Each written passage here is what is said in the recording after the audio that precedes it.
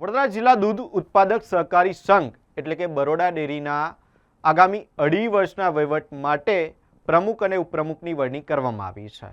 આશરે 1450 કરોડના વહીવટ ધરાવતી આ બરોડા ડેરી કે જેમાં પ્રમુખ અને ઉપપ્રમુખ માટે ફરીથી રિપીટ થિયરી લાગુ કરવામાં આવી છે અને પ્રમુખ પદ માટે દીનુ મામા અને ઉપપ્રમુખ પદ માટે જીબી સોલંકીની વરણી કરવામાં આવી છે।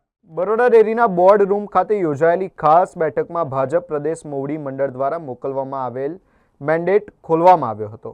મેન્ડેટ મુજબ પ્રમુખ પદ માટે વડોદરા જિલ્લાના દિનેશ પટેલ ઉર્ફે દીનુ મામા અને ઉપપ્રમુખ પદ માટે છોટાઉદેપુર જિલ્લાના જીબી સોલંકીના નામ પર સત્તાવાર મહોર મારવામાં આવી હતી। ત્યારબાદ તમામ ઔપચારિક પ્રક્રિયા પૂર્ણ કરીને બંને હોદ્દેદારોની વરણી કરવામાં આવી હતી। બરોડા ડેરીના કુલ 13 ડિરેક્ટરોમાંથી 7 ડિરેક્ટરો વડોદરા જિલ્લાના છે, જ્યારે 6 ડિરેક્ટરો છોટાઉદેપુર જિલ્લાના છે। આ સમીકરણને ધ્યાનમાં રાખીને બંને જિલ્લાઓને પ્રતિનિધિત્વ મળે તે રીતે પ્રમુખ અને ઉપપ્રમુખની પસંદગી કરવામાં આવી હોવાનું માનવામાં આવે છે। સહકારી ક્ષેત્રમાં હમ સાથ સાથ હૈ ના સૂત્ર સાથે સંતુલન જળવાઈ રહે તે દિશામાં આ વરણી મહત્વપૂર્ણ માનવામાં આવી રહી છે। જો કે આ સમગ્ર પ્રક્રિયા વચ્ચે એક મહત્વનો મુદ્દો પણ ચર્ચાનો વિષય બન્યો છે। બરોડા ડેરીના 13 પૈકી 10 ડિરેક્ટરોને જિલ્લા રજિસ્ટ્રાર સહકારી મંડળીઓ દ્વારા કારણદર્શક નોટિસ ફટકારવામાં આવી છે। આ નોટિસ મેળવનાર ડિરેક્ટરોમાં પ્રમુખ તરીકે વરણી થયેલા દીનુ મામા અને ઉપપ્રમુખ તરીકે વરણી થયેલા જીબી સોલંકીનો પણ સમાવેશ થાય છે, જેના કારણે સહકારી ક્ષેત્રમાં વિવિધ પ્રકારની ચર્ચાઓએ જોર પકડ્યું છે। રાજ્યના અગ્રણી દૂધ ઉત્પાદક સહકારી સંઘોમાં સ્થાન ધરાવતી બરોડા ડેરીનો વાર્ષિક વહીવટ અંદાજે 1450 કરોડ રૂપિયાનો છે। આગામી 2.5 વર્ષ દરમિયાન હવે દીનુ મામા અને જીબી સોલંકીના નેતૃત્વમાં ડેરીનો વહીવટ આગળ વધશે। દૂધ ઉત્પાદકોના હિત, ડેરીના વિકાસ અને નવી યોજનાઓ પર સૌની નજર રહેશે। વરણી જાહેર થતાં જ બરોડા ડેરી ખાતે ઉજવણીનો માહોલ સર્જાયો હતો। મોટી સંખ્યામાં સહકારી આગેવાનો, ભાજપના નેતાઓ, ડેરી સાથે સંકળાયેલા હોદ્દેદારો અને કાર્યકરો ઉપસ્થિત રહ્યા હતા। બંને હોદ્દેદારોને ફુલહાર પહેરાવી મીઠાઈ ખવડાવી અભિનંદન પાઠવવામાં આવ્યા હતા। આ પ્રસંગે પ્રમુખ દીનુ મામાએ જણાવ્યું હતું કે આજની યુવા પેઢી ખેતી અને પશુપાલન કરતા નોકરી તરફ વધુ વળી રહી છે। આવા સમયમાં દૂધ ઉત્પાદન વધારવું, પશુપાલકોને પ્રોત્સાહન આપવું અને ડેરી ક્ષેત્રને વધુ મજબૂત બનાવવું સૌથી મોટો પડકાર રહેશે। બરોડા ડેરીમાં પ્રમુખ અને ઉપપ્રમુખના નામની જાહેરાત થઈ ચૂકી છે અને વાઇસ ચેરમેન તરીકે જીબી સોલંકીના નામની જાહેરાત થઈ છે, ત્યારે તેમની સાથે સીધા વાત કરીશું। બાપુ, શું કહેશો જે રીતે ફરી એક વખત પાર્ટીએ જવાબદારી સોંપી છે? હા, ગુજરાત પ્રદેશ ભારતીય જનતા પાર્ટી દ્વારા આજે પ્રમુખ તરીકે દીનુ મામાને અને ઉપપ્રમુખ તરીકે મને પુનઃ જવાબદારી સોંપી છે, ત્યારે હું ભારતીય જનતા પાર્ટીનું શીર્ષ નેતૃત્વ ગુજરાત પ્રદેશ પ્રમુખ આદરણીય જગદીશભાઈ વિશ્વકર્મા સાહેબ, સંગઠન મહામંત્રી આદરણીય રત્નાકરજી સાહેબ, અમારા આ ઝોનના મહામંત્રી શ્રી આદરણીય હિતેન્દ્રસિંહ ચૌહાણ સાહેબ, વડોદરા અને છોટાઉદેપુર જિલ્લાના પ્રભારીશ્રીઓ હિંમતભાઈ પરસાળ સાહેબ તેમજ ઋત્વિજ પટેલ સાહેબ અને બંને જિલ્લાના સંગઠનના પ્રમુખશ્રીઓ સર્વશ્રી આદરણીય ડૉક્ટર બ્રહ્મભટ્ટ સાહેબ અને શ્રી ઉમેશભાઈ રાઠવા સાહેબ અને એમની સમગ્ર ટીમ, તેમજ બંને જિલ્લાના તમામ સાંસદશ્રીઓ, એમાં ખાસ કરીને અમારા છોટાઉદેપુરના સાંસદ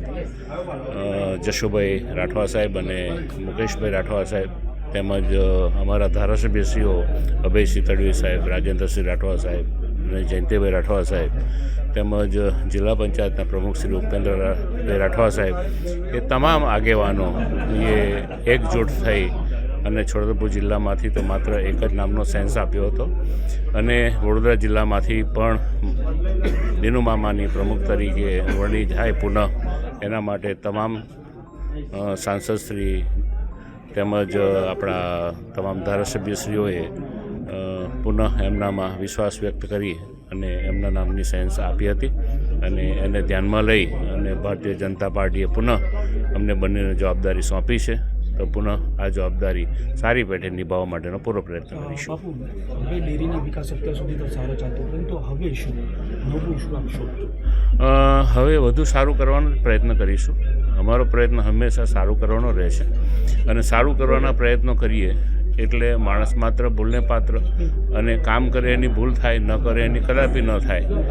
એટલે ખામીઓ શોધનારા તો ખામીઓ શોધતા રહેશે, પણ અમે કામ કરવા ટેવેલા છે, અમે કામ કરતા રહીશું. કોઈ ચેલેન્જ ખરી? કોઈ ચેલેન્જ ખરી? ચેલેન્જમાં દૂધ પુરવઠો વધારવો એ સૌથી મોટી બરોડા ડેરી સામે ચેલેન્જ છે. અમે 2013-14 સુધીમાં માત્ર 4 લાખ લીટર દૂધ સંપાદન કરી શકતા હતા. એ સંપાદન મારા અને દિનુ મામાના કાર્યકાળ દરમિયાન જ અમે 18-19 સુધીમાં લગભગ સરેરાશ દૈનિક દૂધ 6.5 લાખ લીટર સુધી પહોંચાડેલું.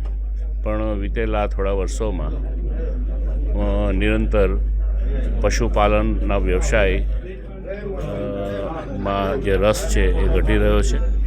યુવાનો પણ ભણી ગણીને નોકરી તરફ વળી રહ્યા છે, અને પશુપાલનના ધંધામાં હવે પહેલાં જેટલી રુચિ હતી એટલી રુચિ પશુપાલન ક્ષેત્રે રહી નથી. ત્યારે અમારા માટે સૌથી મોટી ચેલેન્જ છે કે બરોડા ડેરીનો દૂધ પુરવઠો પુનઃ સ્થાપિત કરો.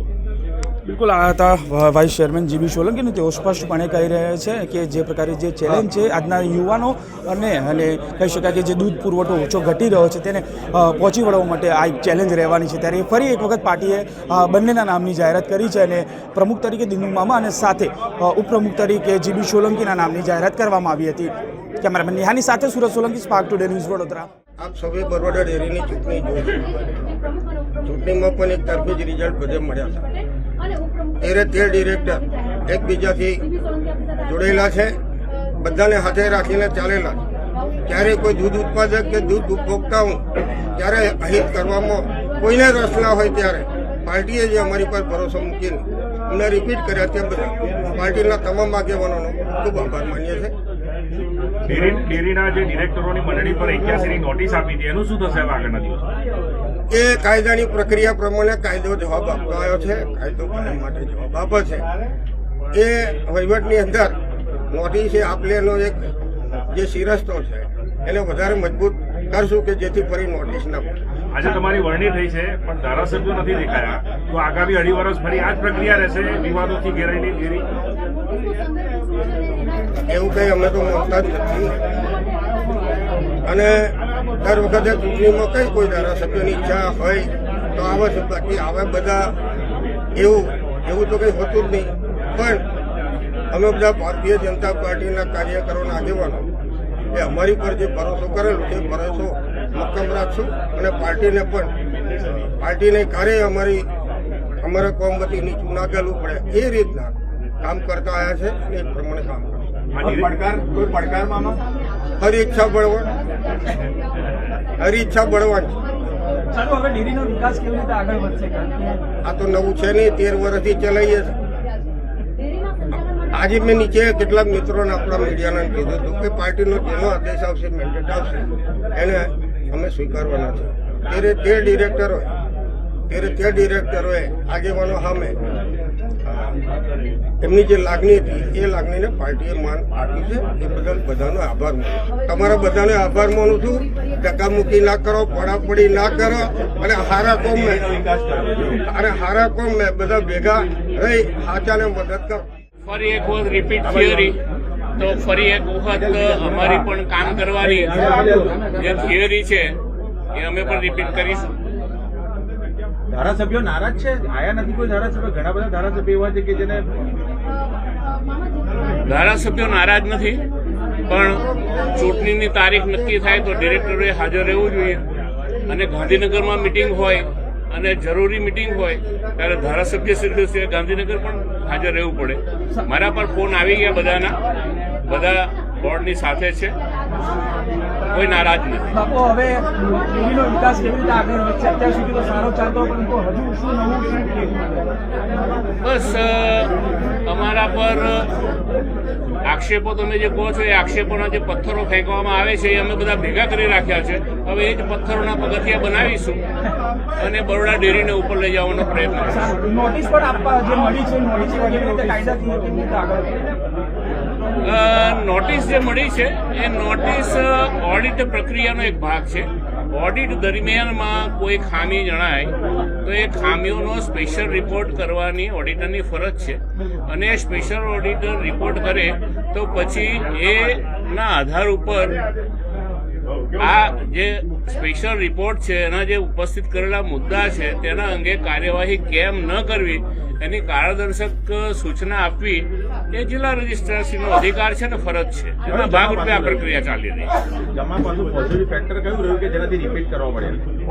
કયું પોઝિટિવ ફેક્ટર હતું કે જેના પોઝિટિવ ફેક્ટર તો એ છે કે છોટાઉદેપુર અને વડોદરા જિલ્લાના તમામ સાંસદ સભ્યશ્રીઓ, ધારાસભ્યશ્રીઓ અને અમારા ડેરીના ડિરેક્ટરશ્રીઓ તમામનો સૂર એક રહ્યો અને એને લઈ અને અમને પુનઃ રિપીટ કરવામાં આવ્યા. બધાની લાગણીને પ્રદેશ મોવડી મંડળે માન આપ્યું છે અને એ પ્રમાણે મેન્ડેટ આપ્યો છે. Thank you. All the best. અભિનંદન સર. ચાલો અભિનંદન. Thank you. આજે બરોડા ડેરી ઇલેક્શનની પ્રમુખ અને ઉપપ્રમુખની ચૂંટણી હતી. એમાં પ્રમુખ માટે દિનેશભાઈ બાબુભાઈ પટેલ અને ઉપપ્રમુખ માટે જીબી સોલંકીને બિનહરીફ ચૂંટાયેલા જાહેર કર્યા છે. આમાં એક જ ફોર્મ રજૂ થયા હતા, એટલે બિનહરીફ એમને ચૂંટાયેલા જાહેર કર્યા છે. અન્ય કોઈ ઉમેદવારી આમાં કરી હતી? ના, અન્ય કોઈ ઉમેદવારને ઉમેદવારી નથી કરી. આપણે ફક્ત બે જ ફોર્મ મળ્યા હતા, એમાં એક પ્રમુખ માટે અને બીજા એક ઉપપ્રમુખ માટે.